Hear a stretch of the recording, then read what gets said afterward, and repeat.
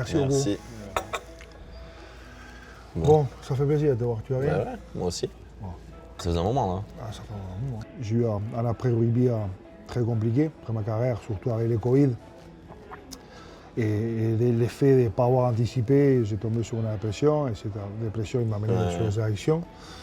Et voilà, et aujourd'hui, en fait, de pouvoir en parler aux autres et pouvoir transmettre, partager et ce que tu as vécu, pour pouvoir les éviter justement, qui traversent à la moitié des choses que tu as pu vivre, traversées, avec l'expérience et le recul que toi, c'est super.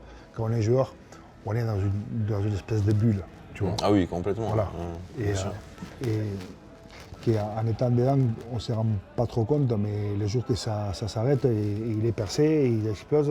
Et si tu n'anticipes pas comme il faut, ça fait du mal. Moi, je me suis rendu compte quand je suis allé chez la psy, tout ce que j'avais vécu, bien ou un peu difficile, d'y mettre des mots dessus et de te rendre compte ou la chance ou les périodes un peu difficiles où j'étais en petite dépression. Je m'en suis rendu compte presque là, tu vois, de te dire, ouais, en fait, ce que je vivais, c'était pas si normal que ça. Mais sauf que personne m'avait, comment dire, j'avais pas été conseillé là-dedans. Alors que si j'avais eu quelqu'un à qui me confier extérieur un peu à tout ça, j'aurais pu le vivre différemment. On va aller au match, hein? Et oui, non? Quelle heure il est? On y va? Allez, on part.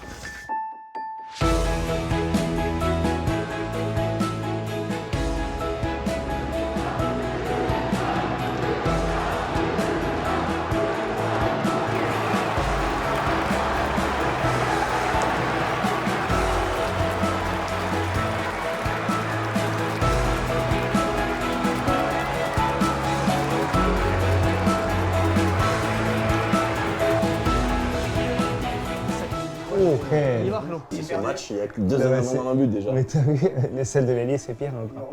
On a eu des entraîneurs qui il n'y avait pas l'accentuation sur le management comme il y a aujourd'hui. Quand tu étais 24e ou tu n'étais pas dans les groupes, il y en avait certains qui ne venaient même pas te voir. Et je pense que ça c'était dur. Est-ce qu'aujourd'hui, en fait, l'effet que les entraîneurs comme les managers, en fait, ils puissent avoir une communication plus transparente et constructive, ça vous aide à vous en tant que joueur à se préparer justement quand tu vas jouer ou quand tu ne vas pas jouer? Je pense qu'il faut les deux. Il faut les deux parce que les managers, comme tu dis, parlent de plus en plus et c'est bien, il faut parler aux joueurs qui est déçu de ne pas jouer. Mais après, voilà, ce qui est difficile, c'est quand ça arrive souvent et tu n'as pas envie tout le temps d'avoir des discussions aussi. Tu as envie aussi des fois d'être dans ton coin, de bosser, de parler avec les autres joueurs et de rester dans le truc. Je pense que le manager, c'est lui, il doit le sentir, hein, que son joueur est déçu et qu'il ne comprend pas pourquoi ce match-là, il va le jouer au groupe ou être 24e.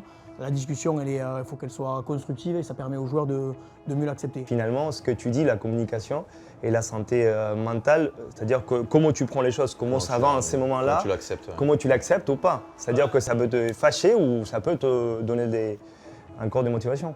Vous avez tous été des leaders et des capitaines dans vos effectifs, etc. Il y a aussi ça qui rentre en compte, à quel moment ça arrive et le regard que tu as par rapport aux autres joueurs. Moi, là, je vais faire 34 ans.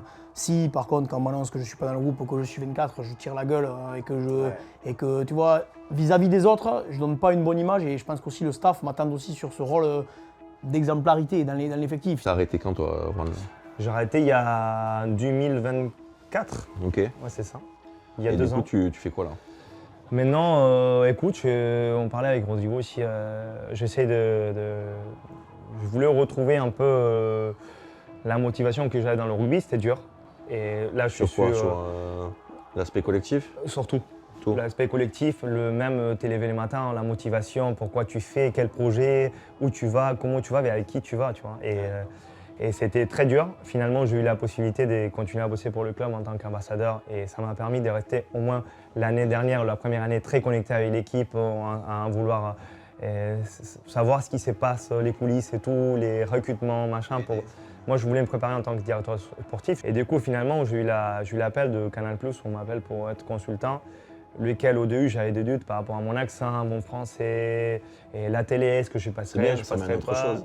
C'est exactement, et finalement, c'est un truc que j'adore, il y a une très bonne équipe, ça se passe très bien et je m'amuse aussi, je trouve cette motivation-là d'arriver les week-ends en plateau et dire J'espère qu'on va faire le meilleur plateau de l'histoire et que là tu dois reconstruire, tu dois passer plus de temps à la maison, voir ce que tu veux, remettre l'organisation. Trouver une nouvelle identité. Ah, et là ça a été dur et je remercie ma famille d'avoir été à mes côtés parce que à ce moment-là, le téléphone ça sonne très peu. Très très peu. Et là tu commences à t'en douter, moi j'avais besoin et le psychologue ça m'a beaucoup aidé. Le psy ça m'a beaucoup aidé par la perf. Pourquoi? Parce qu'il m'a fait comprendre qu'il y a des choses chez moi que je ne vais jamais pouvoir me séparer. Changer, par exemple, il faut pas. Exact. Ouais, mais ça fait partie de toi. moi, au début, il faut du temps. Moi, je me suis dit, pourquoi je vais m'entraîner, quoi faire, machin, et finalement, j'ai besoin de ça. Moi, la fin de carrière, elle fait peur, entre guillemets. Elle fait peur parce que même là, moi, où je sens la fin arriver, j'ai du mal, même quand on me dit prépare tout ça, j'ai fait des écoles de management, tout ça.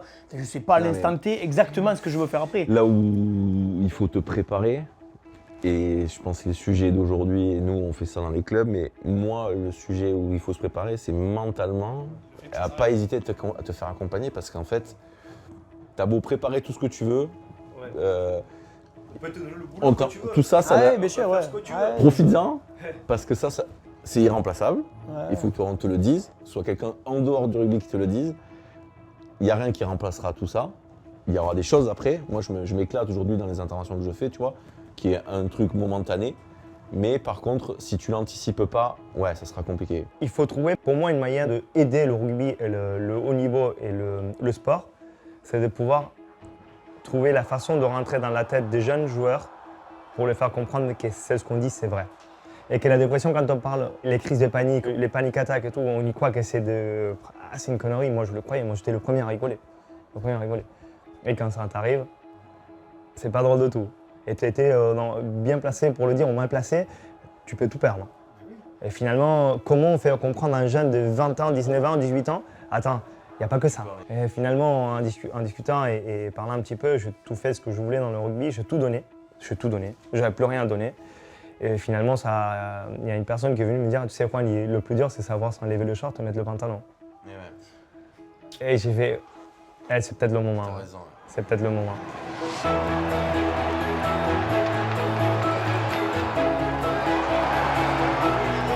Oui, oh non! Oh là là là là là. Le jeune, il a claqué les rotules déjà. Le jeune, il a claqué les rotules. Les valeurs de rugby, ça reste quand même, ça reste ça. Ça reste pouvoir se voir la tête haute, ça raconter nos problèmes, parce que s'il y a que ce qui se passe dans le terrain, sur le terrain, il y a aussi l'homme. Même des fois, si on n'a pas l'impression que ça va être difficile, ça l'est, malgré tout. Et il faut faire le deuil de sa carrière. Maintenant, j'espère et je suis sûr que la Ligue va continuer ce programme parce qu'il est important, fondamental pour les joueurs. Je pense que plus on va à la rencontre des personnes dans le rugby, et que ce soit les joueurs pros, les centres de formation, et arriver à garder ce programme et à le poursuivre, je pense que c'est quelque chose qui servira aux joueurs. C'est très bien ce qu'ils font de sensibiliser tous les joueurs professionnels de rugby, de voir que l'après est difficile et qu'il faut le préparer, mais avant tout l'anticiper et le préparer mentalement. La chute d'adrénaline, etc., d'être en haut et tout ce qui va avec, le côté social, etc., une fois que ça s'arrête, je pense que c'est difficile à l'appréhender. Du coup, d'avoir cette discussion-là avec eux, c'est important pour pouvoir comprendre exactement ce qu'ils ont vécu.